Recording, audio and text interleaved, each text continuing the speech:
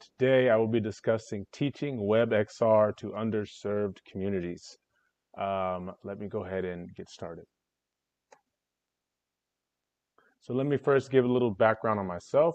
Once again, my name is Devin Baldwin. I am a senior at California State University, East Bay. I am a web developer intern at Lawrence Berkeley National Laboratory, where I create digital twins of the server room, well, created and now maintained. A digital twin of the server room there. And I'm also lead instructor at a nonprofit called STEM Tank. And I'm going to give you a little bit of background on what STEM Tank is and what we do.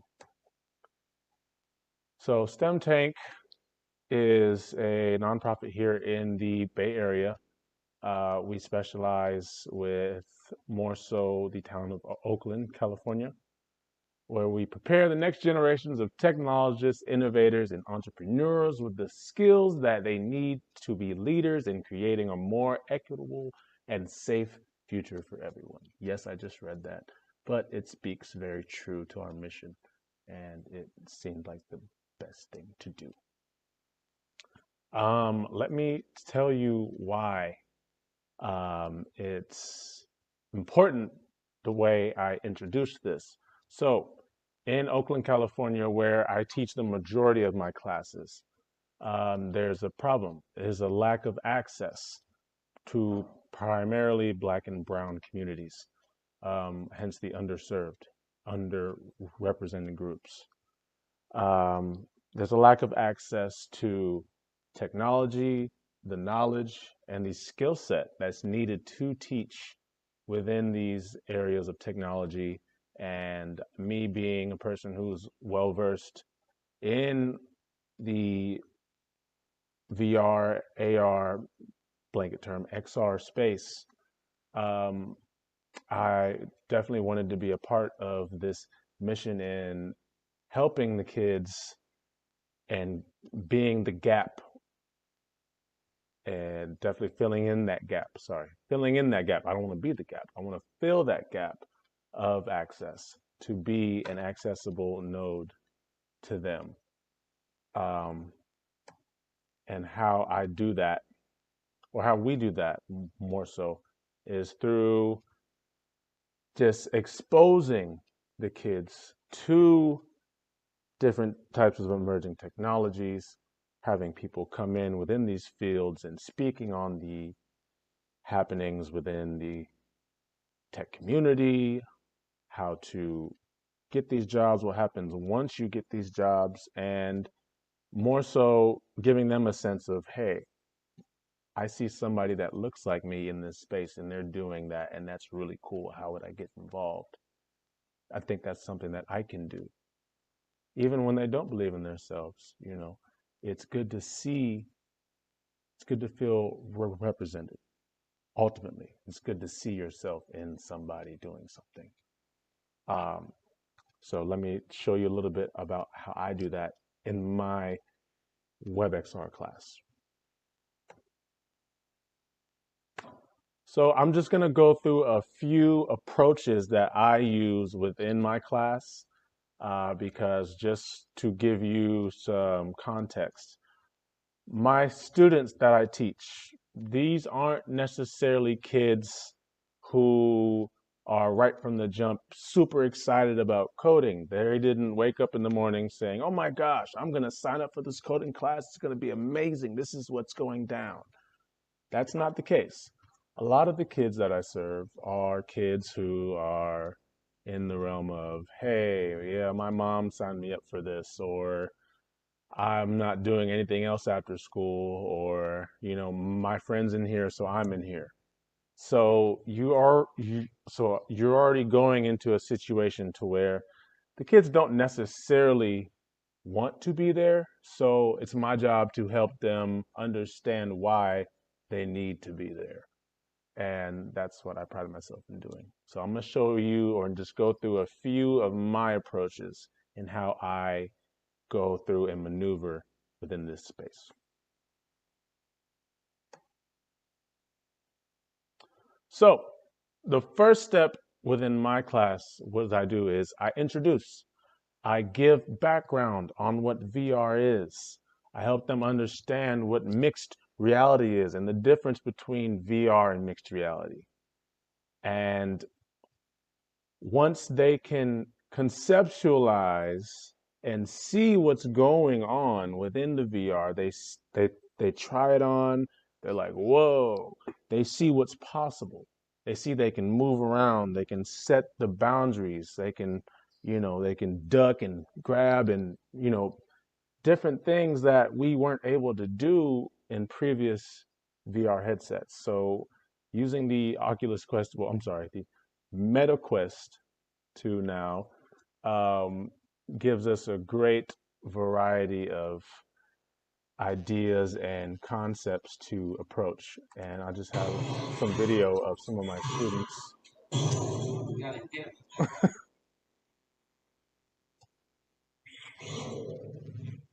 One second. Trying to mute it because it is kind of loud. We're just going to mute that. Okay. But this is one of my students. It was her very first time ever being within a VR headset. And she didn't even go through the basics of really going through the first steps application. She just jumped in and she was kind of a natural. She just went in and, went to town playing super hot. And I have another student who wasn't exactly as adept jumping into super hot. So she went through the first steps application and it gave her the tools needed for her to really kind of conceptualize what is happening. Like, okay, I press this to grab, I let it go to not grab it anymore. I keep my hands here so I can be able to control things. Everybody has a different experience, and I've learned so much through trying this introduced method within this program because at first I went into it just thinking, oh, everybody kind of has the same idea. They get in here and then they'll have so many ideas of what they're going to make. But it's not the case. Everybody has just the way they operate is just so very different. And I see that a lot when I use this method and I see what the kids do and what they gravitate to the first time. So that kind of guides me in how I can teach them, how I can introduce these concepts in a way that they'll be able to understand and gravitate towards. So I think this is a very important approach. Definitely introducing what VR is and having them try it out. So now that they've tried it, they see what's possible. They can then go on to further understand, okay, I understand what that is. Now, what are you trying to teach me? So then from there, I usually do the breakdown. What the breakdown is me explaining, okay, now that you've gotten a taste of that and you know what that is, now I'm going to bring it into what is WebXR. And then I basically give them the overview, like it's extended reality, basically kind of a blanket term for VR, AR, mixed reality. But there's so much more because what WebXR is the accessibility from the browser, meaning you can access it in so many different ways because everything has a browser. Everything has a browser, especially nowadays. Your fridge has a browser. Your watch has a browser. Your phone has a browser. Depending on how much money you got in your pocket, your shoes could have a browser. You never know the way these shoes are coming out nowadays. So, but what I do with that is I give a solid background on what it is, and then I utilize a tool that they already have familiar for that. Sorry, familiar. See, that's what happens when I start going. I introduced a concept with something that they're familiar with. And what that is their phones. So I'm like, okay, here are some QR codes. I want you to bring out your phones. I want you to scan this. And they scan and they see the different type of things that are possible with frameworks like 3JS and A-Frame, you know, And also those explanations on what those things are and how they come into play are also part of the breakdown. But more so, I want to focus on the tools that they have at their disposal. Everybody has a phone. And these days, everybody has a smartphone. And what do kids do these days? They're on their phones. They're texting. They're on Discord. They're looking at memes. They're looking at something.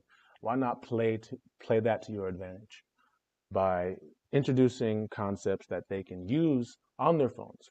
So they scan these. They can look at animations through the keyframes on how 3 3JS you can upload models that are animated, and they can look around, and they find interest in that type of stuff because it's tangible. It's right on their phone. It's already a tool that they're using. Why not introduce that? And then also, um, another example that I like to have on here is the Medal of Honor graphic for the Oculus.com for one of their new games, where you can scroll through and just kind of go through, and it takes you through a scene. I like to give you examples of the things that are possible with the technology that you're about to learn. Excuse me. So I feel like that's important to introduce. It's so important to break all these things down so that the kids can see, like, wow, you can do a lot of stuff with this. Like, this is really cool. But it's not only this. I also give examples of the desktop applications if possible. Normal websites that just implement, 3JS or A-frame, just, you know, more so these WebGL concepts. And it really resonates with some of the kids. So after the breakdown, I usually do, ooh, hold on, sorry. I relate. I relate to them. And in my class, I utilize Code Academy's HTML, CSS, and Learn A-Frame classes. They're free courses. You can use them um, up to a certain point, of course, unless you want to pay. But they're very useful for what we need. I thought, I could write out a whole course, just do it on my own. But I'm like, why not utilize the tools that are here? That's just kind of a waste of time, in my opinion. Writing out a whole course I could do, which at some point I will. But for the time being, if it's not broke, why fix it? So I utilize Code Academy. First, I take the kids through the HTML process, getting them to understand the structure of a web page, what it takes, what initially will be the foundation of their A-frame application. And I use A-frame because just for the sake of teaching and getting kids inducted quickly, A-frame's a good tool for that. Going down the 3JS wormhole would be for a more advanced class. So how I just kind of give the basic introduction is through the Learn A-Frame VR course. So during the learning process, a lot of the kids get frustrated, but I just do my best to relate to when I was learning HTML, when I was learning A-frame, and just, giving words of comfort, letting them know that they're not alone in this process, that we all go through the different types of learning drops and highs and lows, and that it's all part of the process, and don't let that scare you. And then also, we all go through imposter syndrome as well, especially me. I've been through quite a bit of imposter syndrome. So, sometimes relaying that to the kids as they're learning, as they're really going through their learning process is very helpful to them. They do a great job of adapting, and just Code Academy makes it really, really simple for them to really understand and get a grasp of what's going on. So it makes it kind of a streamlined process. So this is not a sponsored video or promotion for Code Academy, but they do make my job a lot easier. But it definitely takes a patient teacher. It definitely takes a helping hand. So with that, that is definitely part of the approach. Moving towards the next approach is recap. Recap is extremely important when it comes to teaching kids, more so kids who already don't want to be there. And but at this point, all the kids, from the jump, they said they didn't want to be there, but now they've come around, they've seen what's possible, and they've seen that they can actually do it. The fact that they were able to create some of the things that they saw was a really inspiring piece for them. It's really something that grasped them and kind of made them feel accomplished. Like a lot of times in class, I'll help somebody through a problem, but then I'll let them kind of figure the rest out. And once they get it, they like yell like, "Oh yeah, I got it!" And I'll come over like give them a high five, like that, like it's a very rewarding thing when you could figure something out. It's definitely something that is a rewarding feeling, and we as developers feel that all the time when we have something that we've had trouble with, and then we can't really figure it out.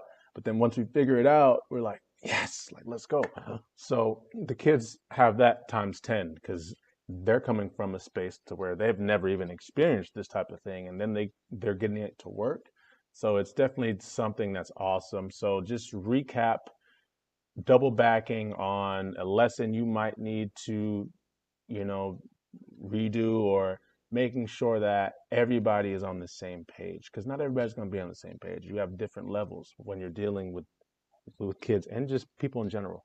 So you want to make sure that you don't want to go too fast. You definitely want to pace yourself, but also check and make sure everybody's on the same page. Me personally, I don't like to move forward unless everybody's on the same page. So I make it a point to keep everybody, on the same level. And I have students in my class who are also, very, like self-starting. They're getting it really fast. So I kind of utilize them also to help their classmates. So then it's kind of a double lesson. I don't have to do as much. And it's not about me having to do much. It's just about utilizing your resources. And if your kids are getting it, you learn it even better when you teach it. I've learned so much more since I've even started the class. So having the kids teach it to their peers is definitely something that's been a great asset. So definitely recapping and going over lessons can definitely help that. And last but not least, showcase. Showcasing what all that hard work and painstaking hours put in, showcasing that. My class has just recently started, so I don't have anything to showcase yet. But when my students do finish their virtual worlds, I do want to be able to have all of you look at them and review them, tell me what you think. I would love all of that. That would be amazing.